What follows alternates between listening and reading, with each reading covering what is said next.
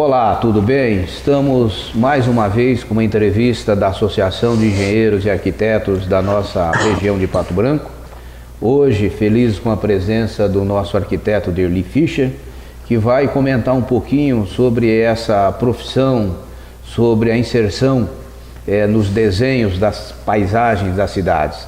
Lembrando que no mês de maio estão de aniversário os nossos associados Felipe Joink, o nosso Luiz Antônio Miotti, professor da UTF-PR, Camila Piccolo Marquise, o Valdicir Bernardi Dalla Costa, a Maria Nalu Verona, colega também da nossa universidade, o nosso ex-presidente, o Hélio Gomes da Silva Júnior, o Elinho, o Jairo Trombeta, o João Carlos Rampi, o João Paulo Boese e a Rosana Mara Barksinzi. A todos vocês, muita saúde, muita paz, muito sucesso na profissão e que tenham um futuro brilhante pela frente. Derli, nós gostaríamos que você contasse um pouco da sua chegada em Pato Branco, por que o interesse pela arquitetura, por que esse caminho? Então, quero agradecer pelo convite que você fez aí para me participar. Eu já estou a Pato Branco desde 1981, já moro mais aqui do que em qualquer outra cidade.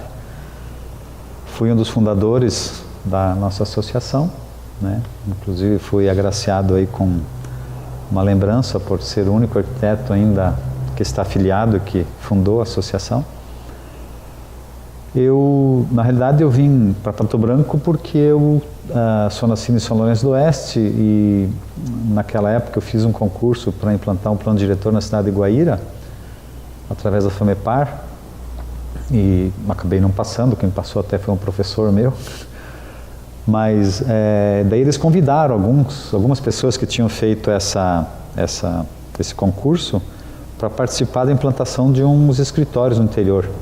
E eu acabei escolhendo Pato Branco pela proximidade de São Lourenço do Oeste. E quando eu cheguei aqui só tinha o Anísio Ferreira como arquiteto, aí chegamos eu e a Marilu junto, com mais um outro que acabou indo embora. E nós três, um ano depois, a FAMEPAR me deu a conta, porque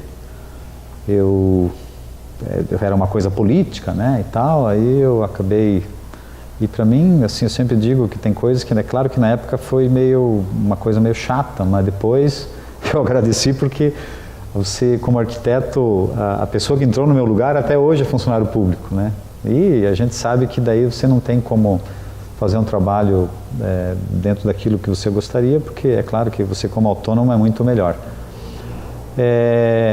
Nós três montamos um escritório, daí eu, o Anísio e a Marilu, e começamos a projetar em todo o Sudoeste, não é só em Pato Branco. E eu sempre digo que Pato Branco, os profissionais de arquitetura tiveram sorte de ter o Anísio, porque ele sempre foi uma pessoa que começou a cobrar o que ele achava que era justo, sabe? Não era que eu coloco para os profissionais novos que estão se formando para tomar esse cuidado de não começar a cobrar muito barato e tal para arrumar cliente. É claro que às vezes quando você está novo, você precisa fazer alguma diferença para você conseguir pegar o trabalho. Mas só que tomar um certo cuidado, porque depois para você entrar num outro patamar que você gostaria de estar cobrando, que é uma coisa justa, né? Ninguém está cobrando um absurdo, não estou falando isso, mas você acaba se nivelando por baixo, né? E aí começa a ter que apelar para a falta de ética, pegar comissão daqui, comissão dali, e sendo que a arquitetura em si, se você trabalhar um trabalho técnico, profissional, tem mercado, tem pessoas que pagam o que você acha justo, né? Que valorizam o que você faz. Então, eu falo para os profissionais novos tomarem esse cuidado. E eu acho que a arquitetura, de um modo geral, vai muito bem, né? Eu acho que com o curso que veio para Pato Branco, os profissionais agora já formou uma turma, duas, tem bem mais profissionais. E eu sempre brinco e falo que, na verdade, não temos medo de concorrência, né? Desde que ela seja uma concorrência leal e honesta, tem mercado para todo mundo, tem trabalho para todo mundo. Até para quem quer trabalhar de graça tem mercado. É verdade. De certa forma, a arquitetura, na realidade, ela tem um quê de arte, né? Qual é o pulo do gato para desenvolver uma boa arquitetura? Em termos assim do profissional que projeta. Porque eu acredito que tenha pessoas que já nascem meio com o dom, né? Que são os grandes mestres aí, Niemeyer, Mies van der Rohe, esse pessoal aí, Corbusier, eles já nascem com aquela veia poética e de artista. E a maioria tem que aí suar, né? Tem que buscar. Uma das coisas que eu comparo também é que o curso de arquitetura, ele é um curso onde as pessoas, elas recebem nota pelo trabalho comparativo, né? Então, se na turma tem pessoas com esse dom e tem pessoas que têm mais habilidade, eles vão tirar próximo de 10. E os outros têm que se matar para tirar 5, 6, né? Então, eu na minha turma tinha 4 que eram exímios e que se transformaram em bons arquitetos, e eu era aquela turma do meio que tinha que me virar aí, porque a coisa até eu caí meio de paraquedas na arquitetura também, né? Porque eu estava pensando em fazer agronomia, jornalismo, engenharia e tal, até fiz vestibular para engenharia, mas acabou que eu acabei passando em arquitetura e com incentivo de alguns amigos e das minhas familiares, eu acabei fazendo arquitetura. E hoje não me vejo em outra função se não ser arquiteto, né? Então, assim, eu acho que tem que ter observação, né? Tá? Eu lembro que quando a gente ia para congresso de arquitetura no Brasil, quando era estudante, eu tinha um colega meu que é um desses gêniozinhos aí, que a gente pegava e saía na cidade e ver obras, sabe? Ver obras e ver detalhes, né? Nós fomos, tive a oportunidade de ir para a Europa com o Rubens Cagliari, que é um arquiteto, e a gente também foi lá, ficou quase um mês só vendo obras. Mas a gente entrar assim de manhã numa obra e sair de noite, sabe? Vendo tudo que é detalhe, como é que fez, como é que resolveu, como é que não resolveu. Essa parte construtiva é uma coisa que na faculdade ela quase que não te ensina, né? Tem que ser na prática. Então eu acredito que o pulo do gato é observação, é trabalho e suor, aí você consegue, né, fazer isso. Impressionante, né? A similaridade de profissões. A gente observa sempre que a tendência, por exemplo, da arquitetura, ela anda um pouco junto com a agronomia em função da espacialidade, né? Mais ou menos assim, do entendimento. A arquitetura é um bom negócio? Eu confio e acredito que sim. Eu sempre, até que eu posso, eu incentivo as pessoas, né, a fazer arquitetura, porque a arquitetura, o curso é um curso que é bonito, sabe? Porque é um curso que você aprende no curso a socializar. Como tem muitos trabalhos em equipe, você já começa a participar junto com pessoas, a tomar decisões, a partilhar o trabalho, né? E aí é claro que no grupo aí de 4, 5 vai ter um que vai se encostar, vai ter outro que vai ter mais vontade e tal. Aí tu começa a ter uma visão mais social da coisa e começa a conviver com as pessoas. Que esse é um detalhe que na vida de qualquer é uma coisa, é um aprendizado sempre, né? A convivência, mesmo com alguém, ou seu marido, ou sua esposa, é uma coisa que tem que sempre, é um aprendizado, ninguém nasce sabendo isso. E a convivência de trabalho também. Então, o curso eu acho um curso muito bonito, tem mercado, o Brasil, apesar de estar crescendo em números modestos aí, mas tem mercado, e a arquitetura está partindo, tipo a medicina, para meio que especialização, né? Hoje ainda tem arquitetos, eu, por exemplo, eu atuo bastante na área de arquitetura hospitalar, na área de edifícios, de residências, prédios, de todos os tamanhos, ultimamente eu tenho participado mais em projetos de indústria, né? Mesmo o agronegócio é uma coisa que despertou, né, para fazer um projeto bem feito, com os fluxos bem feitos, ter uma linguagem, né? Eu sou arquiteto da Cooper Tradição, por exemplo, a pessoa, ele já tem 8 unidades, a pessoa quando passar em algum lugar, ver aquelas cores, ver aquele formato, ele vai saber que é da Cooper, nós não precisamos mais nem ter a placa de identificação. E isso os clientes estão valorizando, sabe? De que de ter a sua marca, de ter e ter principalmente nas indústrias um fluxo que entre a matéria-prima de um lado, que saia o produto no outro lado, que tenha essa coerência, né? Então, e todo o trabalho que é bem feito na arquitetura, ela por si só ela vai te direcionando e te dando novos clientes, sabe? O cliente é o propagandista, né? Então, eu acho que o mercado é muito bom e bem diferente de quando a gente chegou aqui, né? Que eles confundiam muito engenheiro com arquiteto e ainda hoje tem gente que não faz a distinção, né? Então, até para clarear, arquiteto ele estuda para fazer planejamento, para bolar edificação, para atender o cliente, né, de uma forma espacial. E a engenharia é para executar, fazer os projetos complementares, né, que é o estrutural, hidráulico, elétrico, e para executar a obra dentro do sonho do cliente, que o arquiteto, na maioria das vezes, consegue realizar esse sonho através de um trabalho bem feito.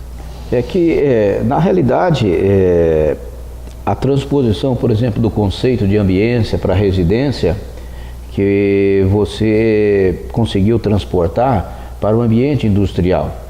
Então, observa-se o que lentamente o layout ou o sistema de produção, ele vem aceitando esse conceito, né? Quais as principais dificuldades de inserir um conceito de que o operário tem que trabalhar num local bom e ele bem à vontade? Isso tem um reflexo, qual é a aceitabilidade, por exemplo, dos industriais ou daqueles que têm o interesse de construir essas plantas ou esses escritórios? Então, eles estão cada vez mais exigentes, né? Eu agora até estou fazendo um projeto de uma administração de uma indústria e a gente andou pesquisando aí no Sul, fomos a Curitiba, Florianópolis, Porto Alegre, para ver a aplicação do conceito de edificação verde, né?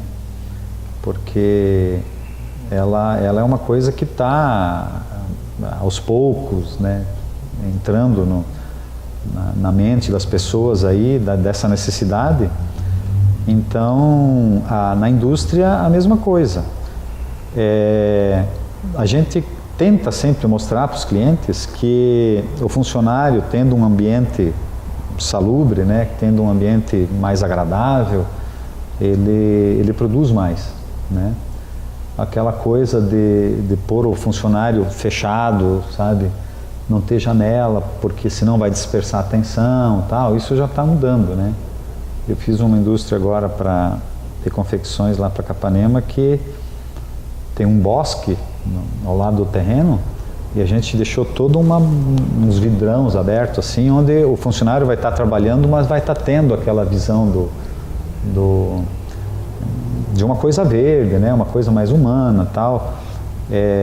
Então, um outro cliente que eu fiz, os banheiros também, a gente procurou criar banheiros que a pessoa entra no banheiro e dá para um jardim, sabe?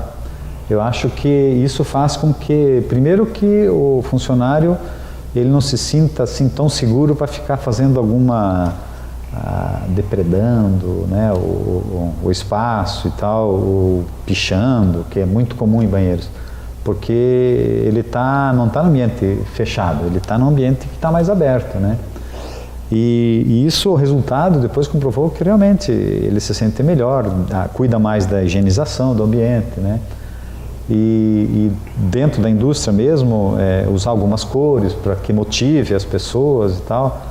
Então isso, procurar sempre ter soluções que use o menos possível energia, né, elétrica, mais a luz do sol mesmo.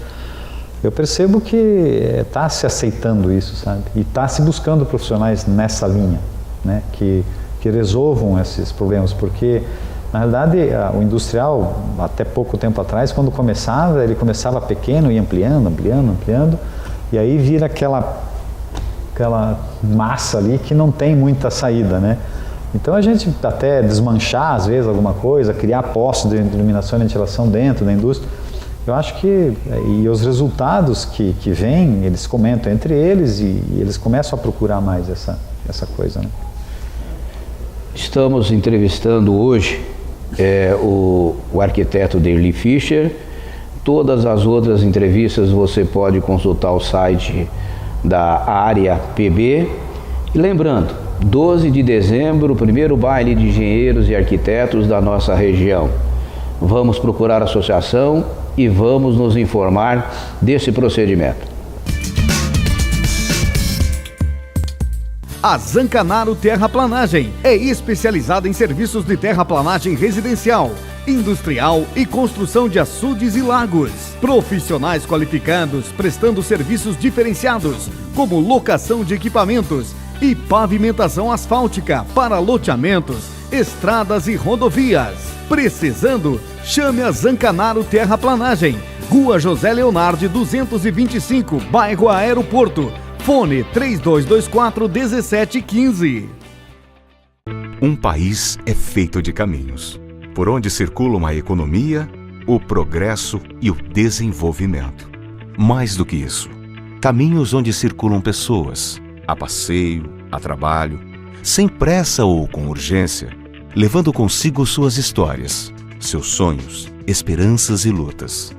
Um caminho sem obstáculos, que só poderia ser oferecido por um grupo orientado por valores como comprometimento, respeito, humildade, coragem e forma justa ao agir. Este é o Grupo Castelar Técnica Viária. Franzoni Incorporadora e Construtora, construindo qualidade de vida. Projetos e construções executados com as melhores tecnologias do mercado. A Franzoni participa ativamente no desenvolvimento de Pato Branco e região. Obras inovadoras com conforto e segurança. Realize o seu sonho de morar bem. Entre em contato com a Franzoni Incorporadora e Construtora. Rua Caramuru 687. Fone 3224-3841. www.construtorafranzoni.com.br.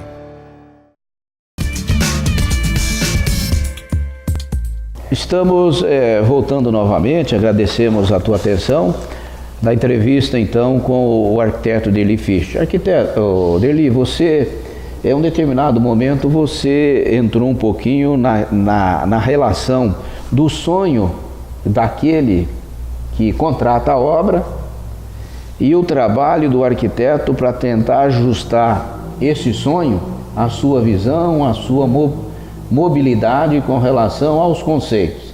Como que se dá essa relação? Muitas vezes existe algum ponto de conflito ou prevalece? Quem prevalece, o sonho ou o ajuste da realidade da maior funcionabilidade pelo arquiteto? Bacana a tua pergunta. Eu acho que o arquiteto, na realidade, ele é um realizador de sonhos, né, em qualquer dos segmentos, né, que ele for atuar, ele vai estar atuando no sonho de uma pessoa. E é claro que quando a gente é recém-formado, e eu falo isso porque já estou de cadeira aí, né, com 30 e poucos anos de profissional, a gente acha que é quase Deus, né? Aí depois você vai vendo que as coisas não são bem assim, né? Você vai tendo que moldar algumas coisas, tendo que transformar outras coisas e vai fazendo com que prevaleça também a opinião do proprietário, né? Dos proprietários, no caso, que normalmente é o casal. Ou quando é numa indústria é um conselho, né? Que daí já são várias pessoas que também decidem. Mas essa coisa de transformar em sonho é uma realidade que todo profissional deveria ter em mente de fazer isso, né? Mas não o sonho do profissional, e sim o sonho da pessoa que está te contratando para fazer isso. É claro que você tecnicamente e observando todas as condições, você vai procurar fazer um trabalho que fique o mais próximo de um bom trabalho e dentro do sonho que a pessoa idealizou, né? E não é difícil de você convencê-los de que algumas coisas que eles estão querendo, na prática, não vai funcionar, né? Porque você já tem a experiência da prática de outros clientes e que você vai mostrar que, né? E se mesmo assim ele insistir que tem que ser do jeito que ele quer, o que você vai fazer, né? Depois vai reformar, né? Mas eu tenho, nessa minha jornada, muitas e muitas vezes eu fui contratado para resolver projetos que que já estavam em execução e que não era dentro daquilo que a pessoa tinha imaginado. E não é difícil de perceber que isso pode acontecer, porque, na realidade, eu como arquiteto, se for pegar um projeto de um outro, eu vou ter um tempo para entender o projeto, para ver o que está se pensando, o que está imaginando e como é que ele vai ficar e tal. E o teu cliente sempre é um leigo, né? Então, apesar de que a maioria achar que entende, né? Mas é um leigo nessa matéria e que você mostra e ele acha que entendeu, mas não entendeu. Depois, quando começa a erguer, começa a colocar no terreno, ele começa a ver que não era bem aquilo, né? Então, isso é lamentável porque muitas vezes a pessoa passa uma vida economizando para fazer a casa dos sonhos, né? E aí, quando vai lá, eu já tive mulheres assim que choravam, assim, de dizer, pô, mas eu não era isso, eu sou professora há 30 anos, guardei dinheiro para fazer, olha o que não estou me achando aqui, não é isso que eu queria, né? E aí você tenta resolver da melhor maneira possível. Então, isso é uma questão que o profissional tem que ter cuidado, porque é o sonho da pessoa que você está mexendo, além do dinheiro, né? Que também ninguém gosta de ganhar dinheiro fora. Mas é uma coisa bacana. E uma coisa também que eu tenho falado bastante é de você tentar, junto aos clientes, fazer uma residência, porque hoje em dia tem muitas tendências que a residência é igual a uma clínica, é igual a um escritório, sabe? Tudo ficou igual, né? Residência é uma residência, uma clínica é uma clínica. Então, procurar dar uma cara de clínica, uma cara de residência, né? Eu acho que isso é fundamental. Sempre com bastante luz, meus projetos pelo menos, tem bastante luz e tal, que até tem uma máxima assim que diz que quanto mais luz entrar na sua casa, menos você vai procurar médicos. Então eles não devem gostar muito, mas bastante luz é bom. Tem esses conceitos novos da ambientação da obra com o ambiente e também o aproveitamento daquilo que a natureza proporciona, como ventilação e iluminação. Há uma dificuldade muito grande de aceitar esses conceitos. Eu lembro que na legislatura que eu fui vereador, eu fiz um projeto de lei em que as novas construções que aceitavam alguns conceitos ambientais teriam redução no valor do IPTU, em função de vários fatores postos ali fundamentados, mas infelizmente não houve entendimento da maioria que esse seria o caminho. Posteriormente, o governo federal, então, edita uma legislação justamente sobre esse tema, oferecendo isso. E você tem algumas obras suas que a gente observa, e também isso é válido porque a gente, como fiscaliza indústrias, também tem esse poder de observação. Você trabalha esses conceitos. Você acha que é o caminho da modernidade? São essas obras totalmente integradas e aproveitando o máximo que a natureza permite? Não, com certeza. E a gente percebe que os clientes já estão pedindo isso, né? Só que, é claro, esse cliente que eu citei antes do escritório administrativo, ele queria fazer um prédio verde, onde usasse todos os conceitos de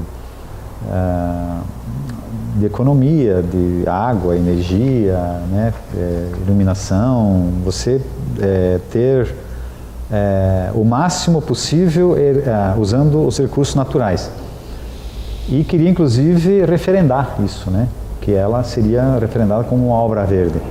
Mas quando a gente foi pesquisar e foi ver, na realidade você acaba hoje ainda gastando de 20% a 30% a mais do que você gastaria numa obra convencional sem usar todos esses critérios de utilização, né, do máximo possível das energias e do que está disponível por aí. Então eles acabam meio que desistindo. Mesmo uma residência, a pessoa vem com a vontade de reutilizar a água da chuva. Mas aí quando se fala que vai gastar de 10 a 15 mil para instalar os filtros, instalar os reservatórios e as bombas e tal, aí eles acabam meio que desistindo, sabe? Porque ainda hoje no Brasil tem abundância de tudo, né? Então não é uma coisa que vai pegar... No financeiro ele se paga ao longo de alguns anos, é claro que o investimento que você fez ele vai se pagar com toda certeza. Mas as pessoas ainda nesse ponto eles têm uma resistência, mesmo a utilização de placa solar, né, que é uma fonte que é praticamente zero, praticamente não, você só investe no começo e depois só vai usufruindo. Mas como aqui é uma região fria, teve muito no passado das placas congelarem e a pessoa perder todo o investimento, né? Então isso criou uma dificuldade enorme das pessoas aceitarem de estar utilizando isso, porque acho que ainda é assim. Hoje já tem mecanismos de que não vai acontecer, né? Porque a pessoa no passado tinha que lembrar de ir lá liberar água das placas, senão elas congelavam, estourava tudo e perdia todo o investimento. Mas eu percebo que há uma busca para que tenha aplicado, né, esses conceitos de um prédio verde, de uma residência verde, mas sempre cuidando. Eu lembro que, é claro que foi no passado, eu já citei isso em outras vezes, que eu vi numa revista um projeto verde, uma casa com esse conceito. Tudo era automático, assim, ligava através de um controle, abria uma veneziana, abria uma janela que corria, abria não sei o que e tal, mas eu fui contar, tinha 17 motores que faziam essas atividades, quer dizer, daí você começa a gastar outras energias para tentar utilizar. Então esse conceito é ainda uma coisa que tem que ir buscando e tal, e que vai, no futuro, com certeza vai ser utilizado. Tem que trazer para a sustentabilidade, né? Exatamente. De forma geral, você viu uma melhoria nas linhas arquitetônicas da cidade de Pato Branco? Como é que você enxerga, você que iniciou praticamente o trabalho junto lá atrás com a Marilu, com a Anísio, como é que você vê principalmente o crescimento da cidade sob o ponto de vista das construções relacionadas às linhas da arquitetura? Olha, eu acho que Pato Branco é um exemplo, sabe? É um exemplo. Se você olhar as cidades do nosso porte, em qualquer lugar do Brasil aí, nós temos uma arquitetura muito bonita e muito bem aplicada, sabe? Tem bons profissionais em qualquer uma das linhas, né, de arquitetura, de residências, de prédios administrativos, residenciais, indústrias. Tem bons profissionais que fazem um bom trabalho. E se você olhar e sair por aí e olhar em outras cidades desse porte e olhar, comparar as arquiteturas, nós estamos bem. Eu acho que Pato Branco e a gente, sim, eu lembro que no passado aí a gente começou a usar bastante cor e tal, né? E até o pessoal aqui das lojas de cor falaram que as fábricas de tinta diziam, mas como é que gasta tanta tinta em Pato Branco? Porque a gente realmente deu uma revolucionada aí nessa coisa de usar bastante cores, tá? É claro que as modas vão e voltam. Hoje está quase tudo meio branco, meio cinza, meio marrom, tal. Mas eu acho que, mas a arquitetura melhor que pode ter é você morar bem na tua casa, né? Sabe? Porque é claro que tem gente que diz, não, eu quero uma casa bonita, mas só bonita ou que seja funcional, né? Então eu percebo que nós, além de ter uma arquitetura bonita e com materiais muito bem aplicados, nós temos belas formas. Eu acho que estamos bem servidos. Pato Branco, modéstia à parte, eu acho que na parte da arquitetura nós estamos bem servidos. Está bem encaminhado, então. Sim, sim. Qual a mensagem que você deixaria, então, para esses jovens que têm uma intenção de cursar arquitetura, que têm uma ideia da expressão, assim, sob o ponto de vista de abraçar essa profissão e de ter um bom caminho? Eu acho que eu sempre brinco com os estagiários, né, que eu tenho sempre 3 ou 4 estagiários no meu escritório, porque eu considero que, além do curso, o fundamental para você ser um bom profissional é fazer estágio, sabe? Porque a faculdade, ela te dá um embasamento mais teórico, né? E a hora que você cai na realidade de fazer alguma coisa que daí você vê que você não domina, é bem complicado. Então o estágio em escritórios de arquitetura é fundamental para a pessoa que está pensando em fazer arquitetura e que está tentando se formar em arquitetura. Eu deixo uma mensagem de otimismo, porque eu acho que nosso trabalho temos, né? Temos trabalho à vontade. E principalmente aquilo que eu coloquei no começo, de você tomar o cuidado de começar num patamar razoável, né? Tanto de apresentar um bom trabalho, como cobrar um preço mais ou menos razoável, eu acho que essa política de receber comissão de empreiteiros, de lojas de materiais, de lojas de decoração, eu acho isso uma lástima, né? Porque na realidade, talvez no começo a pessoa acha que precisa e tal, e não que não seja tentador, eu sei que é tentador. Eu faço obras que custam 10 milhões.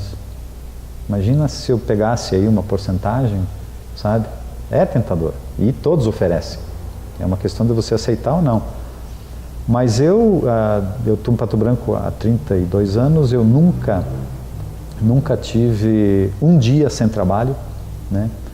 E grande parte disto, eu acredito, além de tentar sempre fazer um trabalho sério, técnico, é de ter uma postura de neutralidade com relação a isso. Não é neutralidade, é de não aceitar mesmo, sabe? E sabe que quando vem as pessoas, é um assunto que eu até acho chato, mas eles vêm e dizem, vamos fazer uma parceria, mas que parceria? Não, a gente paga. Não, aqui não tem isso, né?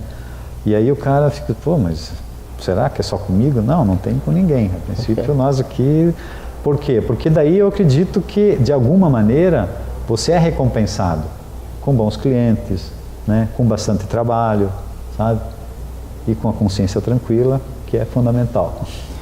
Agradecemos o acompanhamento de vocês nessa entrevista da nossa associação e queremos agradecer então aos patrocinadores, a construtora Franzoni, a Castelar Engenharia e a Zancanar Terraplenagem. Um abraço e até a próxima entrevista.